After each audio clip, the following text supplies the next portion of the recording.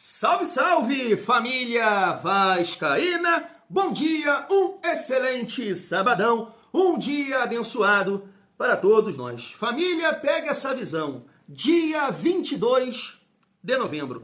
Nesse mês, o Vasco vai jogar 6 partidas. Já perdeu para o São Paulo, Botafogo, Juventude e Grêmio. Agora faltam Bahia e Internacional. Cara, será que a gente não vai ganhar nesse mês? Que loucura é essa, né, família? Um setembro abençoado, um outubro, que isso? Que maravilha! E aí, novembro, desse jeito. Eu só espero que o caminho das pedras em novembro possa ser, né, passando por ele, chegar no paraíso em dezembro. Mas o Vasco tem aqui 2 partidas complicadas, né, para tentar vencer ainda nesse mês. E claro, ter uma tranquilidade para a gente pensar na Copa do Brasil, porque nessa rodada promete. Haja coração, domingo vou comprar o meu suco amarelo e vou partir rumo à casa do meu avô, vou assistir lá com meu pai, com meus tios, primos, tomando um suco amarelo, e até porque é mais uma urucubaca, mais uma mandinga, mais uma superstição, né? A última vitória do Vasco foi sobre o RB Bragantino. O Thiagão estava onde?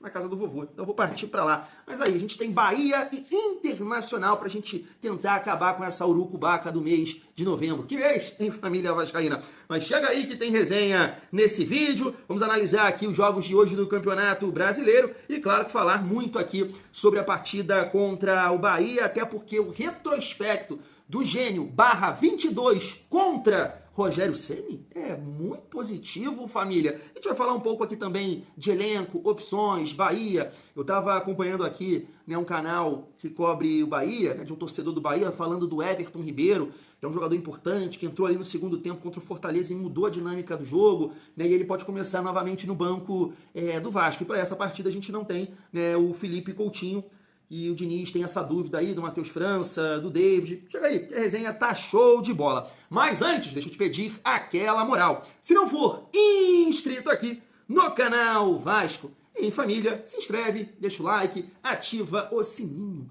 para não perder os próximos vídeos. Comenta e hypa o vídeo para fortalecer o trabalho do Thiagão. E fecha aqui com a Gol Case reta final. Hoje é dia 22 de novembro.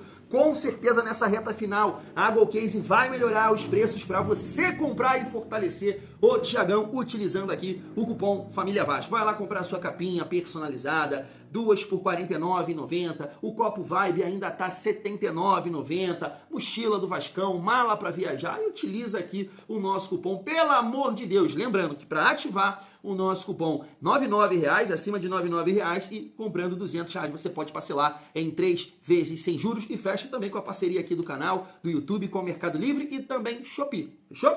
Vamos seguir a nossa resenha. Ô, família, bateu saudade, lembrei do tempo que a gente se ama. Olha aqui quem tá com saudade, ó. Quer de volta? Quer de volta? Responde. Olha só, família. Maxime Domingues mudou ali a foto do perfil, botou novamente ali com o casaco do Vascão. Deve estar retornando, né? Galera lá do Canadá, lá o Toronto UFC, de repente não gostou muito, né, da qualidade do suíço. Mais um jogador aí que vai estar retornando, assim como o JP, né? Hoje, se eu não me engano, é hoje, né? A última rodada da Série B. JP vai atuar pelo Avaí e provavelmente vai voltar aí para o nosso Vascão. Família, eu sei que muita gente comenta, né, que o Maxime Domingues, ele não teve as oportunidades. Cara, e assim, futebol é muito difícil, né, família, comentar. Ao longo desse vídeo a gente vai até falar sobre isso, sobre apostar em alguns jogadores e tudo mais. Que é muito engraçado, de repente, com o Diniz, sei lá, né, encaixa, começa a jogar bola. Eu acho muito difícil, tá? Eu acho muito difícil, porque quando eu olho assim para o Maxime Domingues, eu prefiro muito mais, né, que o Vasco possa oportunizar os jogadores da base, sabe, em relação a esse atleta. Claro que é um ativo do Vasco, o Vasco tem contrato longo com ele, né? Não sei como é que vai ficar, se ele abriu portas lá nos Estados Unidos, se o clube, o Toronto, poxa, não quiser ficar com ele. E é provável que isso aconteça porque ele mudou aqui a foto do perfil, mas que outro time possa ficar. Eu acho difícil o Vasco utilizar aqui esse jogador. Na minha visão, foi um dos erros da gestão, assim como o Jean Davi. Mas eu entendo, família, não é fácil fazer futebol com pouco dinheiro, pagar, perder de vista, Casas Bahia. mas o Vasco errou, tanto no Maxime Domingues quanto no Jean Davi, né? Tá com saudade, ó. Tava vendo essa postagem aqui também, rapidamente para destacar com vocês, do Egnaldo, né? Que tá aí, ó, um jornal da Espanha, destacando que o Atlético de Madrid tá observando aqui o Cria, né, o Egnaldo, que tá se destacando lá pelo Shakhtar Donetsk, né? Cara, tô vendo aqui muito jovem, né? Saiu muito cedo do Vasco, 21 anos ainda. E hoje, assim, um perfil que seria muito interessante, né? Pro Vasco, de força, de velocidade, chuta bem. Infelizmente, assim, o Vasco não soube aproveitar o Egnaldo, assim também como o Marlon Gomes, né? Porque, cara, né, o Egnaldo pegou só time reza braba, né? Aquela Série B lá com toda a dificuldade do mundo. O Marlon Gomes ainda jogou em 2023, né? Se lesionava direto, mas, né, de repente vai pingar um papel colorido aí no bolso do Vasco nessa venda aqui, nessa possível venda aí do Egnaldo para o Atlético de Madrid. Vamos seguir a nossa resenha e falar dos jogos de hoje do Campeonato Brasileiro. Hoje tem Bairro contra Grêmio, Palmeiras contra Fluminense, Flamengo contra RB Bragantino. Claro que a gente está aqui para secar também, mas a gente olha, claro, para o RB Bragantino e para o Grêmio, né? E assim, vão enfrentar aqui os nossos rivais, né?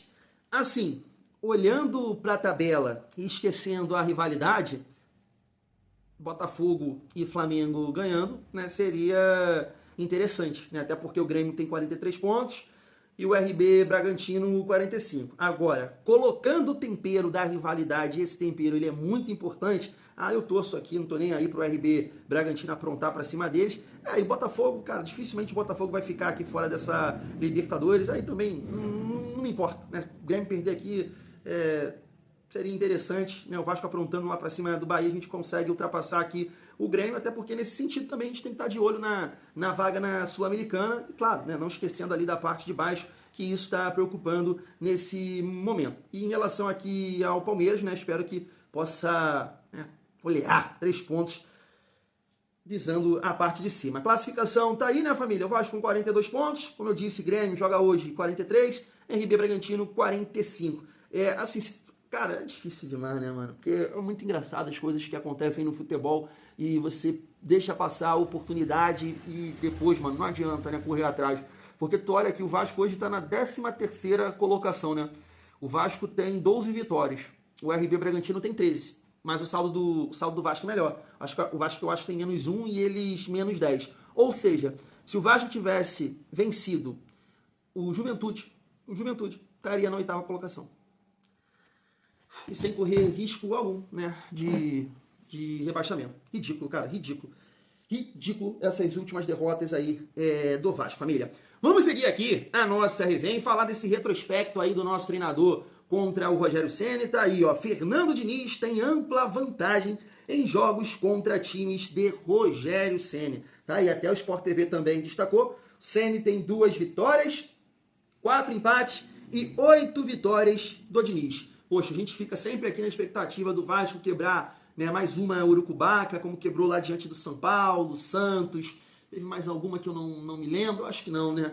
A gente ficou na torcida para acabar com essa daí do Grêmio, infelizmente continua. Do Palmeiras também a gente não conseguiu. E agora é mais uma oportunidade, né?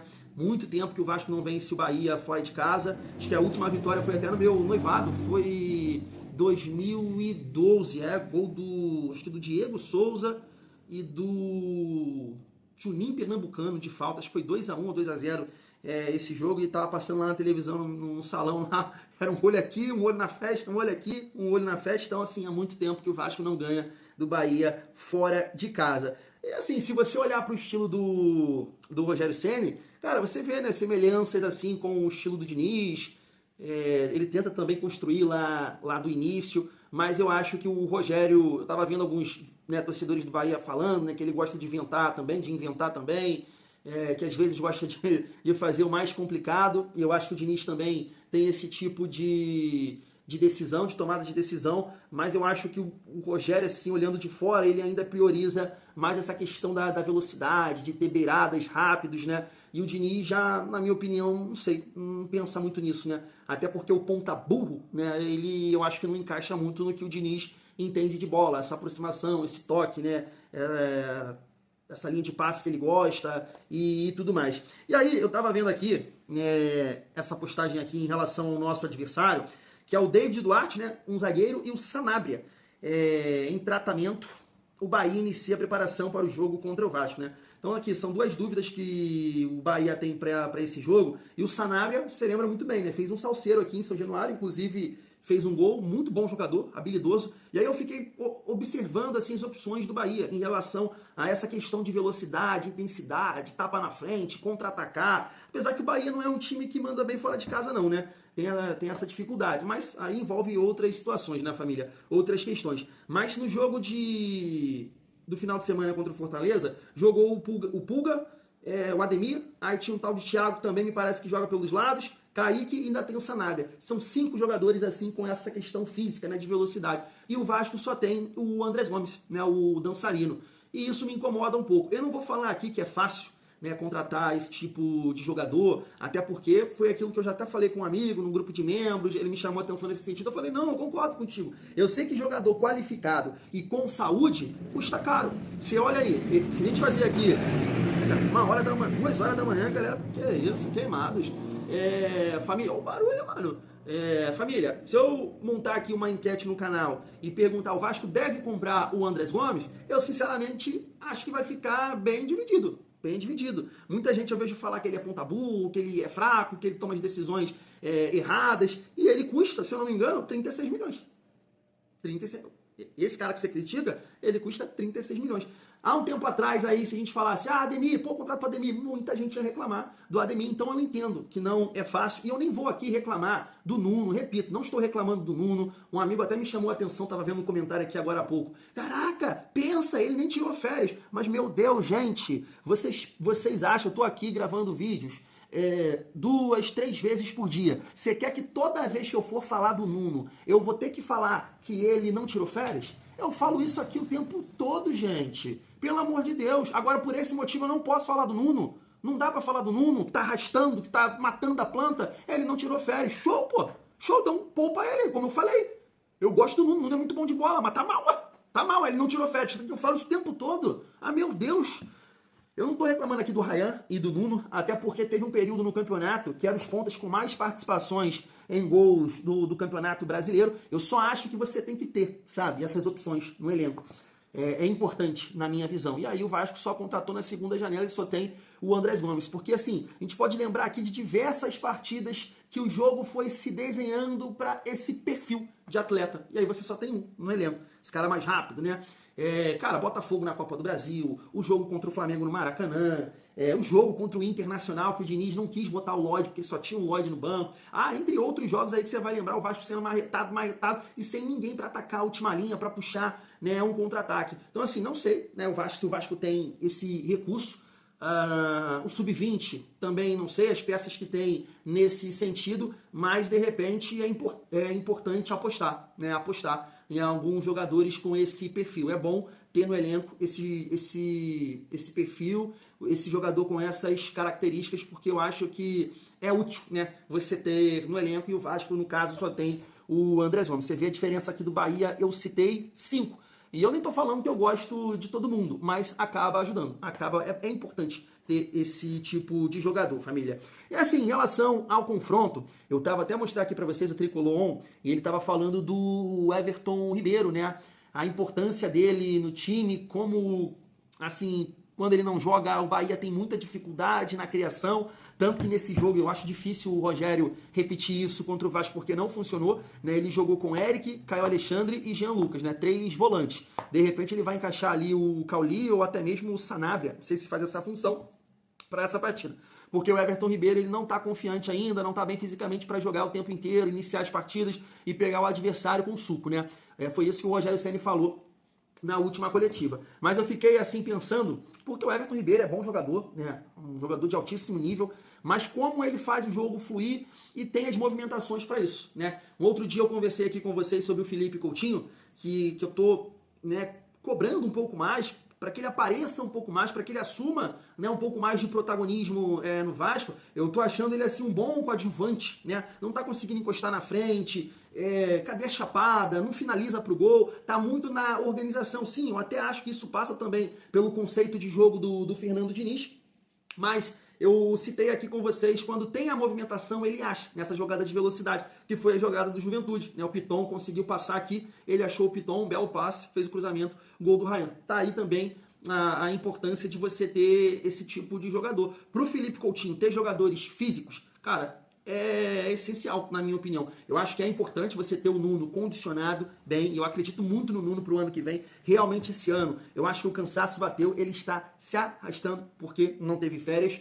mas é importante você ter um jogador, um meia ali com ele, né, pra dialogar. Mas os outros dois jogadores, cara, precisa ter movimentação. O centroavante tem que ter movimentação, o outro ponta também tem que ter essa força, porque o seu meia já não tem tanta força física, mas ele tem qualidade, né, para achar. Então tem um cara aqui para tabelar e os outros dois essa força para achar, para dar a bola em profundidade e ganhar, e ele sabe, ele acha. Então o que o Everton Ribeiro tem lá com essa velocidade, ele tem a parede, né, com o William José, por isso que eu acho que ele consegue entregar. Já no caso do Felipe Coutinho, esses últimos jogos, e principalmente com essas escolhas do Fernando Diniz de um time mais pesado, dificulta muito o jogo do Felipe Coutinho, na minha modesta opinião, família. Por isso que eu sou a favor de, nesse jogo aí, contra o Bahia, a gente tentar igualar nessa saúde, porque o time do Bahia tem saúde, é um time rápido, e eu sou a favor do Vasco em campo com Jardim, Cuesta, Robert Renan, PH e Piton.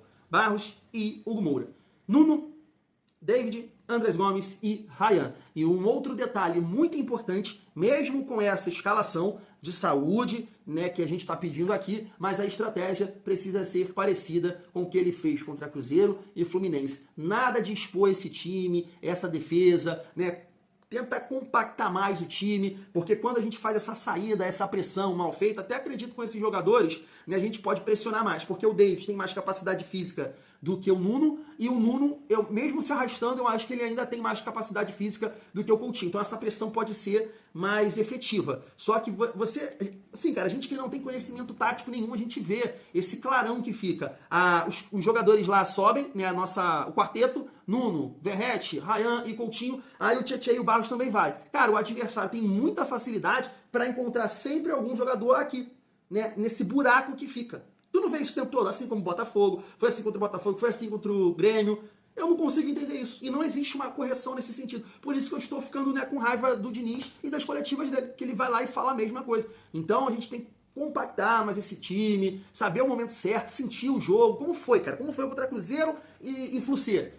Teve esse equilíbrio, se defendeu, sentiu a partida, depois saiu um pouco mais, depois começou a pressionar lá na frente, precisa ser inteligente. O Mano foi falar aí, ó, que o estilo do Diniz, né, é conhecido, meio falando que é manjado. Então é hora do Diniz também ajustar algumas coisas, porque, repito, contra Cruzeiro e Fluminense deu muito certo. Fui, uma resenha aqui, família, depois a gente volta aí. Tamo junto, tá?